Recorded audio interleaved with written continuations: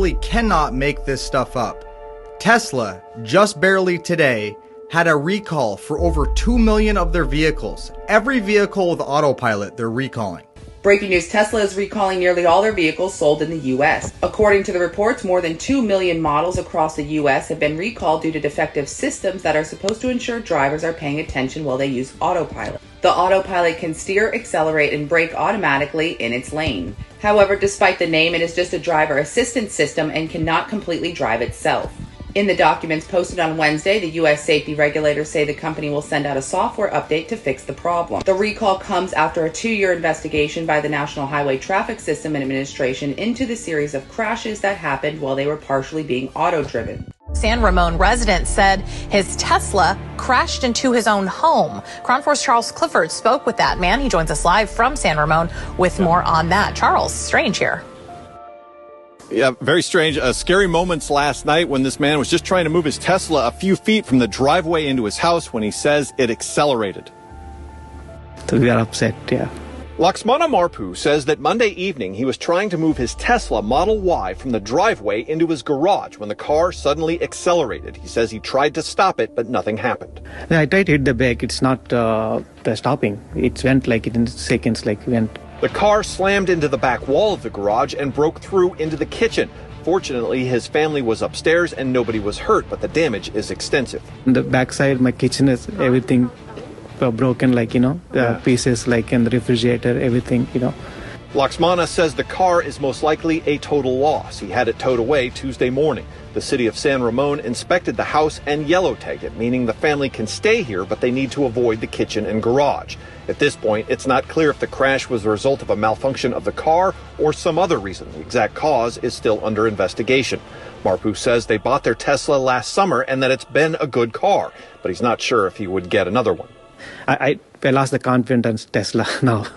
Now, the family says they're working with their insurance company to assess and hopefully repair the damage to the house. They're not sure what's going to happen with the car at this point.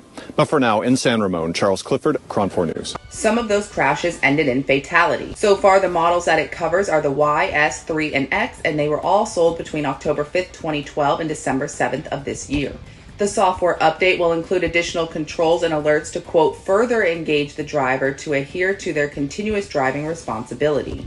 The update was sent to certain affected vehicles on Tuesday, and the rest will be getting theirs at a later date. The software update will also apparently limit where the auto steer can be used. Coincidentally, right after this movie just came out, Leave the World Behind, that Obama made, that is sparking huge controversy. Look at this clip from that movie.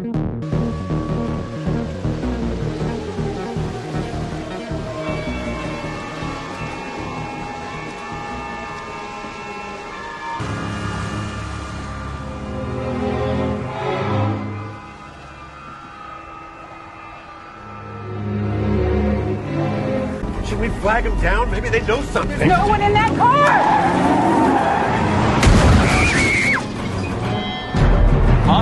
Mom, I knew that this car.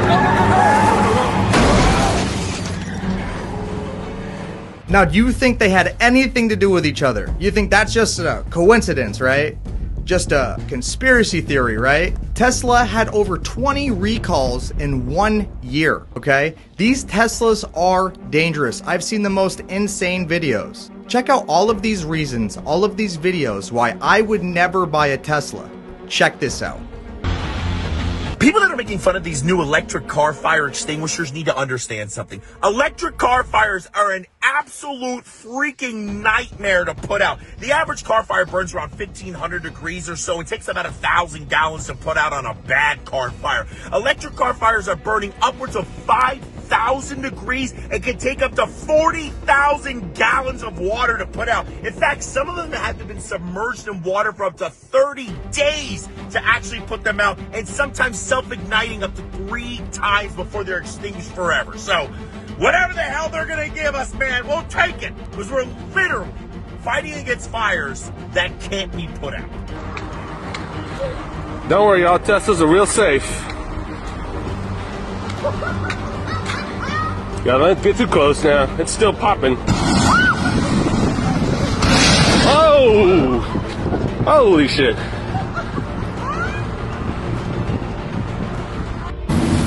So you can see as much water as they've done. So both ends are right? we put on 1,500 gallons of water on this and it's still going.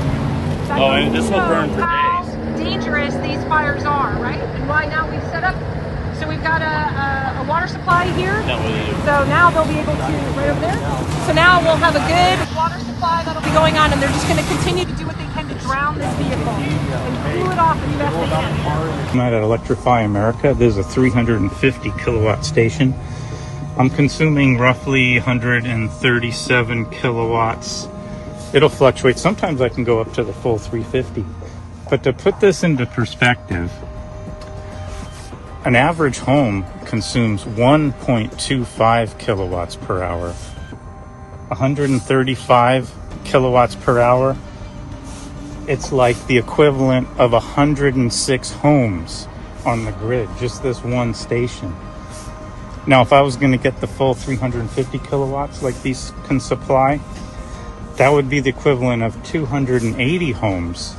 Now think about all 6 chargers running at full capacity. That's like 1,080 homes on the grid. Just a little food for thought. It's things people don't realize, the amount of energy it takes to fast charge these batteries.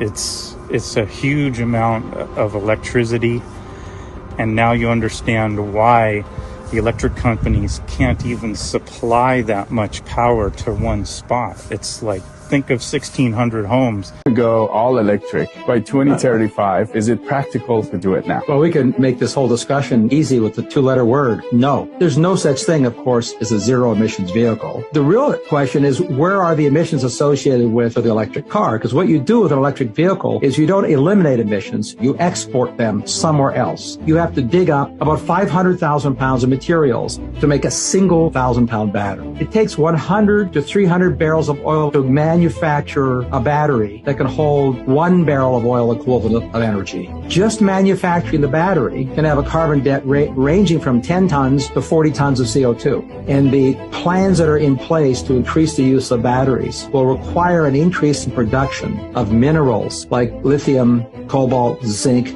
Demand for those minerals will increase between 400% and 4,000%. There isn't enough mining in the world to make enough batteries for that many people for their car. $30,000 is a lot to fix anything on a car. Well, it might look like a scam, but this is a real quote from a Cape Coral dealership. It will cost more than $26,000 to replace an electric Chevy Volt's battery. That's more than what a lot of new cars cost. The Hummer's the problem. The charge stations are the problem. I have no idea. Fairly easy. We just increased our range to 98 miles after waiting around for 45 minutes. But the real question, how much did it cost? I am actually in shock right now. We just sat here for 41 minutes. It cost me $19.80, and we added an additional 64 miles for $20. It is more expensive to charge an EV, plus we had to sit here for 41 minutes. It's a scam. The whole thing is a scam. All right, so this is out right here. There's a bag on it. This one's out also in Beaver, Utah. Bag in this one? And this guy is LB. He's the owner of the property. You own it all. So is Tesla telling you to put the bags on here? No, but they're not, they haven't paid me rent since November of last year. Holy moly. They're supposed to be paying me rent for each charging station. They have paid me nothing. So they will not answer my email. They won't answer my phone calls.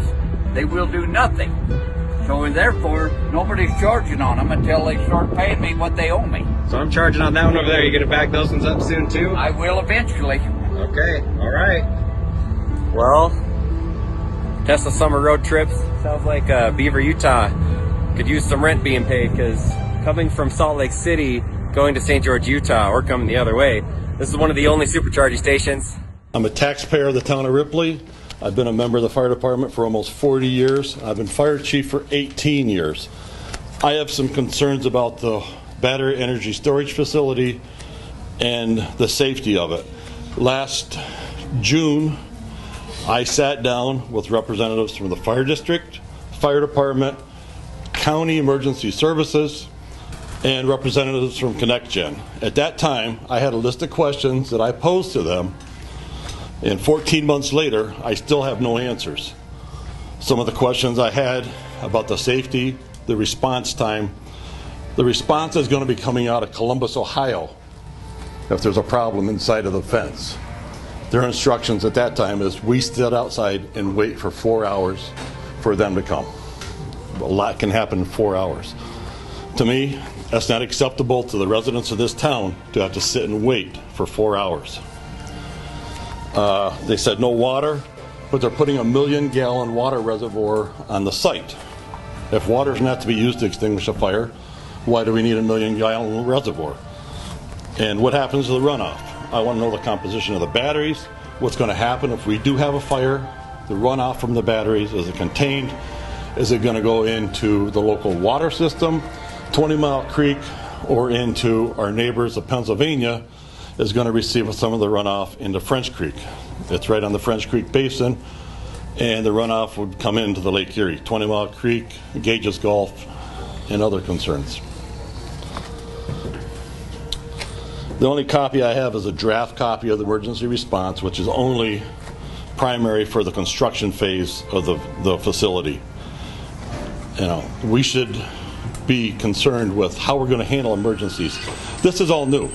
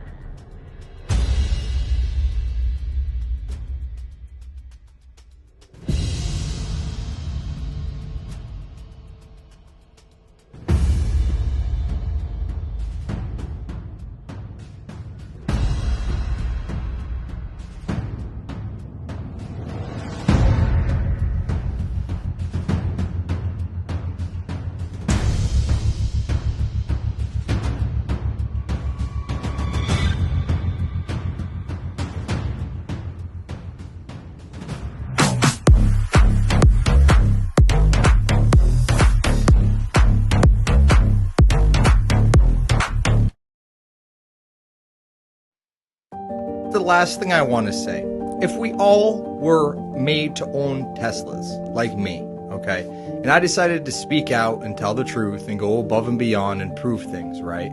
Anybody who did that work because you're too busy to, what if their Tesla had an accident? Oops. Yeah. Defect from the car, Tesla pays, someone pays Tesla. How do we know that this couldn't be a built-in feature? How do we know that this isn't going to be a more of a common issue as this type of technology goes forward? Being fully autonomous, to take control, to make mistakes. I'm just saying, these are things to think about, and I'm all set.